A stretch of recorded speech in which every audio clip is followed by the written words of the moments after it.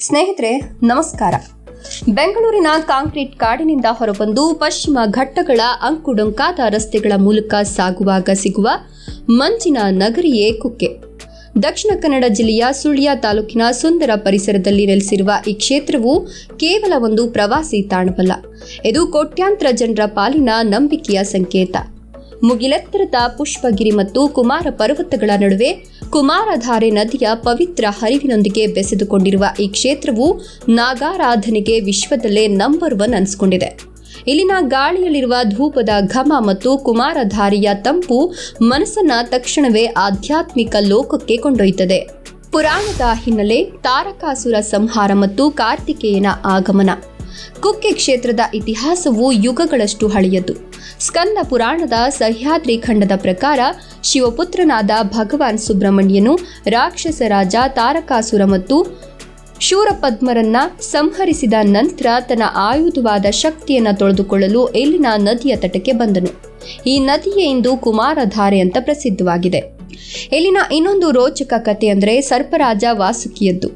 ಗರುಡನ ಭೀತಿಯಿಂದ ತಪ್ಪಿಸಿಕೊಳ್ಳಲು ವಾಸುಕಿಯು ಇಲ್ಲಿನ ಬಿಲದ್ವಾರ ಗುಹೆಯಲ್ಲಿ ತೀವ್ರವಾದ ತಪಸ್ಸನ್ನ ಮಾಡ್ತಿದ್ನು. ವಾಸುಕಿಯ ಭಕ್ತಿಗೆ ಮೆಚ್ಚಿದ ಸುಬ್ರಹ್ಮಣ್ಯ ಸ್ವಾಮಿಯು ಅವನಿಗೆ ಅಭಯವನ್ನ ನೀಡಿ, ನಾನು ಸದಾ ನಿನ್ನೊಂದಿಗೆ ಇಲ್ಲೇ ನೆಲೆಸ್ತೇನೆ ಮತ್ತು ನಿನ್ನನ್ನ ಪೂಜಿಸಿದ್ರೆ ನನಗೆ ಪೂಜೆ ಸಲ್ಲಿಸಿದಂತೆ ಅಂತ ವರವನ್ನ ನೀಡಿದ್ನು. ಹಾಗಾಗಿಯೇ ಕುಕ್ಕಿಯಲ್ಲಿ ಸುಬ್ರಹ್ಮಣ್ಯ ಸ್ವಾಮಿಯನ್ನ ವಾಸುಕಿಯೊಂದಿಗೆ ಸರ್ಪ ರೂಪದಲ್ಲಿ ಆರಾಧಿಸಲಾಗ್ತದೆ. ಕುಮಾರಧಾರೆ ದೋಷಗಳನ್ನು ತೊಳೆಯುವ ಜೀವನದಿ. ಕುಕ್ಕೆಗೆ ಭೇಟಿ ನೀಡುವ ಭಕ್ತರು ಮೊದಲು ಮಾಡಬೇಕಾದ ಕರ್ತವ್ಯ ಅಂದರೆ ಪವಿತ್ರ ಕುಮಾರಧಾರೆ ನದಿಯಲ್ಲಿ ಸ್ನಾನ ಮಾಡುವುದು. ಪುರಾಣಗಳ ಪ್ರಕಾರ ದೇವತೆಗಳು ಸುಬ್ರಹ್ಮಣ್ಯ ಸ್ವಾಮಿಯ ಪಟ್ಟಾಭಿಷೇಕಕ್ಕೆ ತಂದ ಪವಿತ್ರ ಗಂಗಾಜಲವು ನದಿಯಾಗಿ ಹರಿತು. ಚರ್ಮ ವ್ಯಾಧಿಗಳು, ಮಾನಸಿಕ ಒತ್ತಡ ಮತ್ತು ಸರ್ಪ ದೋಷಗಳಿಂದ ಬಳಲ್ತಿರೋರು ಈ ನದಿಯಲ್ಲಿ ಸ್ನಾನ ಮಾಡಿದ್ರೆ ಮುಕ್ತಿ ಸಿಗ್ತದೆ ಎಂಬುದು ಅಚಲವಾದ ನಂಬಿಕೆ. ನದಿಯ ಶಾಂತ ಹರಿವು ಮತ್ತು ಸುತ್ತಲಿನ ದಟ್ಟ ಕಾಡು ಪ್ರಕೃತಿಯ ದಿವ್ಯ ಚಿಕಿತ್ಸೆಯಂತೆ ಭಾಸವಾಗ್ತದೆ.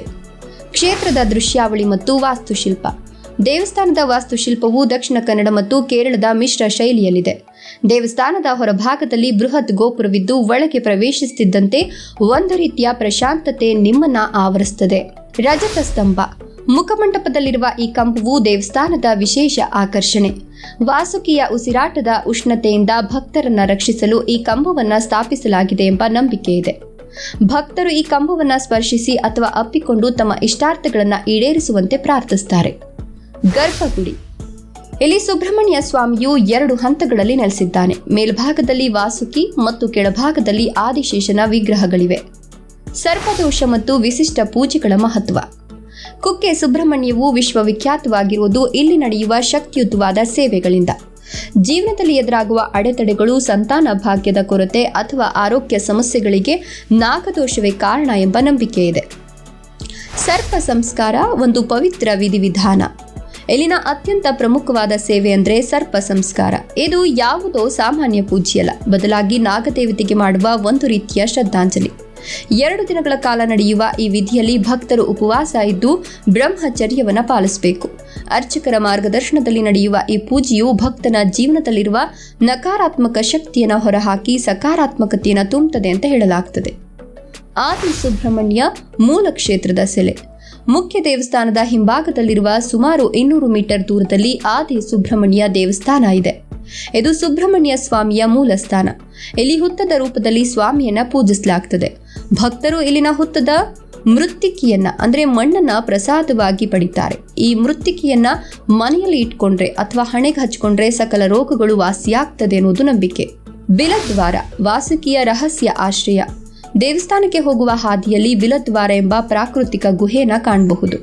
ಈ ಗುಹೆಯು ಇತಿಹಾಸ ಮತ್ತು ಪುರಾಣದ ಕೊಂಡಿ. ವಾಸುಕಿಯು ಗರುಡನ ಕಣ್ಣಿನಿಂದ ತಪ್ಪಿಸಿಕೊಳ್ಳಲು ಇದೇ ಗುಹೆಯಲ್ಲಿ ಅಡಗಿದ್ದಂತೆ. ಇಂದು ಇಲ್ಲಿ ಭಕ್ತರು ದೀಪ ಹಚ್ಚಿ ಪ್ರಾರ್ಥಿಸುತ್ತಾರೆ. ಈ ಗುಹೆಯೊಳಗಿನ ತಂಪಾದ ವಾತಾವರಣವು ನಾಗದೇವತೆಯ ಉಪಸ್ಥಿತಿಯನ್ನು ನೆನಪಿಸುತ್ತದೆ. ಶ್ರೀ ಸುಬ್ರಹ್ಮಣ್ಯ ಮಠ ಜ್ಞಾನ ಮತ್ತು ಸಂಪ್ರದಾಯದ ರಕ್ಷಾ ಕವಚ. ದೇವಸ್ಥಾನದ ಆವರಣಕ್ಕೆ ಹೊಂದಿಕೊಂಡಂತೆಯೇ ಇರುವ ಶ್ರೀ ಸುಬ್ರಹ್ಮಣ್ಯ ಮಠ ಈ ಕ್ಷೇತ್ರದ ಆಧ್ಯಾತ್ಮಿಕ ಶಕ್ತಿಯ ಮತ್ತೊಂದು ಪ್ರಮುಖ ಕೇಂದ್ರವಾಗಿದೆ.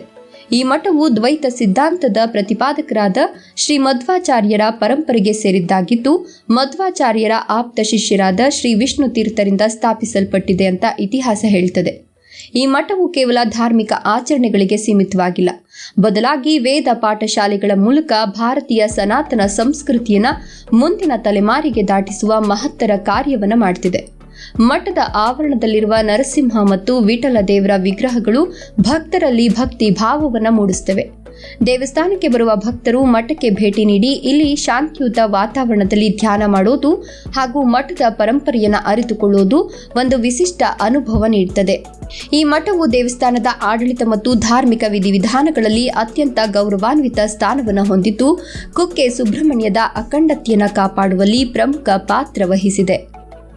ಕುಮಾರ ಪರ್ವತ ಸಾಹಸಿಗಳ ಶ್ರದ್ಧಾ ಕೇಂದ್ರ. ಕುಕ್ಕೆ ಕೇವಲ ಭಕ್ತರಿಗೆ ಮಾತ್ರವಲ್ಲ, ಚಾರಣಿಗರಿಗೂ ಪ್ರಿಯವಾದ ತಾಣ. ಸಮುದ್ರ ಮಟ್ಟದಿಂದ 1712 ಮೀಟರ್ ಎತ್ತರದಲ್ಲಿರುವ ಕುಮಾರ ಪರ್ವತ ಕರ್ನಾಟಕದ ಅತ್ಯಂತ ಕಠಿಣ ಚಾರಣ ಹಾದಿಗಳಲ್ಲಿ ಒಂದು. ಚಾರಣದ ಹಂತಗಳು: ಭಟ್ಟರ ಮನೆ, ಶೇಷ ಪರ್ವತ ಮತ್ತು ಅಂತಿಮವಾಗಿ ಪುಷ್ಪಗಿರಿ ಶಿಖರ. ಶಿಖರದ ತುದಿಯಲ್ಲಿ ಒಂದು ಪುಟ್ಟ ಶಿವಲಿಂಗವಿದ್ದು ಅಲ್ಲಿನ ನೋಟ ಅಕ್ಷರಶಃ ಸ್ವರ್ಗಕ್ಕೆ ಸಮಾನ. ಪಶ್ಚಿಮ ಘಟ್ಟಗಳ ಹಸಿರು ಸಮುದ್ರದಂತೆ ಕಾಣುತ್ತದೆ. ಚಂಪಾ ಷಷ್ಠಿ ಮತ್ತು ಸಾಂಸ್ಕೃತಿಕ ಉತ್ಸವಗಳು. ಮಾರ್ಗಶಿರ ಮಾಸದಲ್ಲಿ ನಡೆಯುವ ಚಂಪಾ ಷಷ್ಠಿ ಇಲ್ಲಿನ ಅತಿದೊಡ್ಡ ಹಬ್ಬ. ಸಾವಿರಾರು ಭಕ್ತರು ಬ್ರಹ್ಮರಥವನ್ನು ಎಳೆಯುವ ಮೂಲಕ ಸಂಭ್ರಮಿಸುತ್ತಾರೆ. ಈ ಸಮಯದಲ್ಲಿ ನಡೆಯುವ ಎಡೆ ಸ್ನಾನ ಹಿಂದೆ ಮಡೆ ಸ್ನಾನವಾಗಿತ್ತು. ಇದು ಅತ್ಯಂತ ವಿಶಿಷ್ಟವಾದ ಸಂಪ್ರದಾಯ. ದೇವರಿಗೆ ಅರ್ಪಿಸಿದ ನೈವೇದ್ಯದ ಮೇಲೆ ಭಕ್ತರು ಹೊರಳಾಡಿ ತಮ್ಮ ಭಕ್ತಿಯನ್ನು ಪ್ರದರ್ಶಿಸುತ್ತಾರೆ. ಕಾರ್ತಿಕ ಮಾಸದ ಲಕ್ಷ ದೀಪೋತ್ಸವದ ಸಮಯದಲ್ಲಿ ಇಡೀ ಕ್ಷೇತ್ರವು ದೀಪಗಳ ಅಲಂಕಾರದಿಂದ ಜಗಮಗಿಸುತ್ತದೆ. ಪ್ರಸ್ತುತ 2026ರಲ್ಲಿ ಕುಕ್ಕೆ ಸುಬ್ರಹ್ಮಣ್ಯದ ಸ್ವರೂಪ. 2026ರ ಹೊತ್ತಿಗೆ ಕುಕ್ಕೆ ಸುಬ್ರಹ್ಮಣ್ಯವು ಭಾರತದ ಅತ್ಯಂತ ಸ್ಮಾರ್ಟ್ ಯಾತ್ರಾ ಕೇಂದ್ರವಾಗಿ ಹೊರಹೊಮ್ಮಿದೆ. ಬೆಂಗಳೂರಿನಿಂದ ವಂದೇ ಭಾರತ್ ರೈಲು ಸಂಪರ್ಕವು ಈಗ ಸುಲಭವಾಗಿದ್ದು ಕೇವಲ ಕೆಲವು ಗಂಟೆಗಳಲ್ಲಿ ಕ್ಷೇತ್ರವನ್ನು ತಲುಪಬಹುದು. ವಿಮಾನದ ಮೂಲಕ ಬರಲು ಬಯಸೋರಿಗೆ ಮಂಗಳೂರು ಅಂತಾರಾಷ್ಟ್ರೀಯ ವಿಮಾನ ನಿಲ್ದಾಣದಿಂದ ವಿಶೇಷ ಟ್ಯಾಕ್ಸಿ ಕಾರಿಡಾರ್ಗಳನ್ನು ಮಾಡಲಾಗಿದೆ. ದೇವಸ್ಥಾನದ ವತಿಯಿಂದ ನಿರ್ಮಿಸಲಾದ ಅತಿಥಿ ಗೃಹಗಳು ಈಗ ಸಂಪೂರ್ಣವಾಗಿ ಡಿಜಿಟಲೈಸ್ ಆಗಿದ್ದು ಆನ್ಲೈನ್ ಬುಕಿಂಗ್ ವ್ಯವಸ್ಥೆ ಸುಧಾರಿಸಿದೆ. ಅನ್ನದಾನ. ಪ್ರತಿದಿನ ಲಕ್ಷಾಂತರ ಭಕ್ತರಿಗೆ ನೀಡಲಾಗುವ ಅನ್ನ ಪ್ರಸಾದವು ಅತ್ಯಂತ ಆಧುನಿಕ ಹಾಗೂ ಹೈಟೆಕ್ ಅಡುಗೆ ಮನೆಯಲ್ಲಿ ತಯಾರಾಗುತ್ತದೆ. ಪರಿಸರ ಮತ್ತು ಹಸಿರು ಕ್ರಾಂತಿ. ಪಶ್ಚಿಮ ಘಟ್ಟಗಳ ರಕ್ಷಣೆಗಾಗಿ ಇಲ್ಲಿನ ದೇವಸ್ಥಾನದ ಆಡಳಿತವು ಕಠಿಣ ನಿಯಮಗಳನ್ನು ಜಾರಿಗೆ ತಂದಿದೆ. ಇಡೀ ಸುಬ್ರಹ್ಮಣ್ಯ ಗ್ರಾಮವು ಈಗ ಪ್ಲಾಸ್ಟಿಕ್ ಮುಕ್ತ ವಲಯವಾಗಿದೆ. ತ್ಯಾಜ್ಯದಿಂದ ವಿದ್ಯುತ್ ಉತ್ಪಾದಿಸುವ ಘಟಕಗಳನ್ನು ಅಳವಡಿಸಲಾಗಿದ್ದು ಕ್ಷೇತ್ರದಲ್ಲಿ ಪರಿಸರ ಸ್ನೇಹಿ ವಾತಾವರಣವನ್ನು ನಿರ್ಮಿಸಲಾಗಿದೆ. ದಟ್ಟವಾದ ಕಾಡು ಮತ್ತು ಅಡಿಕೆ ತೋಟಗಳ ನಡುವೆ ಇರುವ ಈ ಹಳ್ಳಿಯ ಶುದ್ಧ ಗಾಳಿ ನಗರದ ಜನರಿಗೆ ಹೊಸ ಉಸಿರು ನೀಡುತ್ತದೆ. ಯಾತ್ರಾರ್ಥಿಗಳಿಗೆ ಕೆಲವು ಮುಖ್ಯ ಸೂಚನೆಗಳು. ಉಡುಪು ಸಂಹಿತೆ. ದೇವಸ್ಥಾನದ ಒಳಗೆ ಪ್ರವೇಶಿಸಲು ಪುರುಷರು ಪಂಚೆ ಮತ್ತು ಮಹಿಳೆಯರು ಸೀರೆ ಅಥವಾ ಚೂಡಿದಾರ್ ಧರಿಸೋದು ಕಡ್ಡಾಯ. ಪೂಜಾ ಬುಕಿಂಗ್. ಸರ್ಪ ಸಂಸ್ಕಾರದಂತಹ ಸೇವೆಗಳಿಗೆ ಭಕ್ತರ ಸಂಖ್ಯೆ ಹೆಚ್ಚಿರೋದ್ರಿಂದ ಕನಿಷ್ಠ 3-4 ತಿಂಗಳ ಮುಂಚಿತವಾಗಿ ದೇವಸ್ಥಾನದ ಅಧಿಕೃತ ವೆಬ್ಸೈಟ್ ಮೂಲಕ ಬುಕ್ ಮಾಡೋದು ಉತ್ತಮ. ಚಾರಣ. ಕುಮಾರ ಪರ್ವತ ಹತ್ತಲು ಅರಣ್ಯ ಇಲಾಖೆಯ ಅನುಮತಿ ಮತ್ತು ಪ್ರವೇಶ ಶುಲ್ಕ ಕಡ್ಡಾಯವಾಗಿದೆ. ಸುತ್ತಮುತ್ತಲಿನ ಪ್ರೇಕ್ಷಣೀಯ ಸ್ಥಳಗಳು. ನೀವು ಕುಕ್ಕೆಗೆ ಬಂದಾಗ ಇತರೆ ಜಾಗಗಳನ್ನು ವೀಕ್ಷಿಸಬಹುದು. ಧರ್ಮಸ್ಥಳ ಇಲ್ಲಿಂದ ಕೇವಲ 55 ಕಿಲೋಮೀಟರ್ ದೂರದಲ್ಲಿದೆ. ಬಿಸಲೆ ಘಾಟ್ ಎಲಿನಾ ಬ್ಯೂಟಿ ಸ್ಪಾಟ್ನಿಂದ ಪಶ್ಚಿಮ ಘಟ್ಟಗಳ ಅದ್ಭುತ ನೋಟ ಸಿಗ್ತದೆ. ದಕ್ಷಿಣ ಕಾಶಿ, ನೇತ್ರಾವತಿ ಮತ್ತು ಕುಮಾರಧಾರೆ ನದಿಗಳ ಸಂಗಮ ತಾಣ. ಕುಕ್ಕೆ ಸುಬ್ರಹ್ಮಣ್ಯ ಅನ್ನೋದು ಕೇವಲ ಕಲ್ಲು ಸಿಮೆಂಟ್ನ ಕಟ್ಟಡವಲ್ಲ, ಅದು ಕೋಟ್ಯಾಂತರ ಕನ್ನಡಿಗರ ಭಾವನೆ. ನಂಬಿಕೆ ಇರುವವರಿಗೆ ಅದು ಭರವಸೆ, ಪ್ರಕೃತಿ ಪ್ರಿಯರಿಗೆ ಅದು ಹಸಿರು ಸಿರಿಯ ಸ್ವರ್ಗ. ಜೀವನದ ಕಷ್ಟಗಳು ಕಾರ್ಮೋಡದಂತೆ ಕವಿದಾಗ ಕುಮಾರಧಾರಿಯಲ್ಲಿ ಮಿಂದು ಸುಬ್ರಹ್ಮಣ್ಯ ಸ್ವಾಮಿಯ ಮುಂದೆ ಮಂಡಿಯೂರಿ ಪ್ರಾರ್ಥಿಸಿದ್ರೆ ಆ ದೈವಿಕ ಶಕ್ತಿ ನಮ್ಮೊಳಗೆ ಹೊಸ ಚೈತನ್ಯ ತುಂಬುವುದು ಗ್ಯಾರಂಟಿ. ಇಲ್ಲಿನ ಶಾಂತಿ ಮತ್ತು ಪಾವಿತ್ರ್ಯತೆ ನಮ್ಮನ್ನ ಮತ್ತೆ ಮತ್ತೆ ಇಲ್ಲಿಗೆ ಬರುವಂತೆ ಪ್ರೇರೇಪಿಸುತ್ತದೆ. ಈ ವಿಡಿಯೋ ಇಷ್ಟ ಆಯ್ತಾ? ಕುಕ್ಕೆ ಬಗ್ಗೆ ನಿಮ್ಮ ಅನಿಸಿಕೆಯನ್ನು ಕಮೆಂಟ್ ಮಾಡಿ ತಿಳಿಸಿ, ಲೈಕ್ ಮಾಡಿ, ಶೇರ್ ಮಾಡಿ ಹಾಗೂ ಫಾಲೋ ಮಾಡಿ.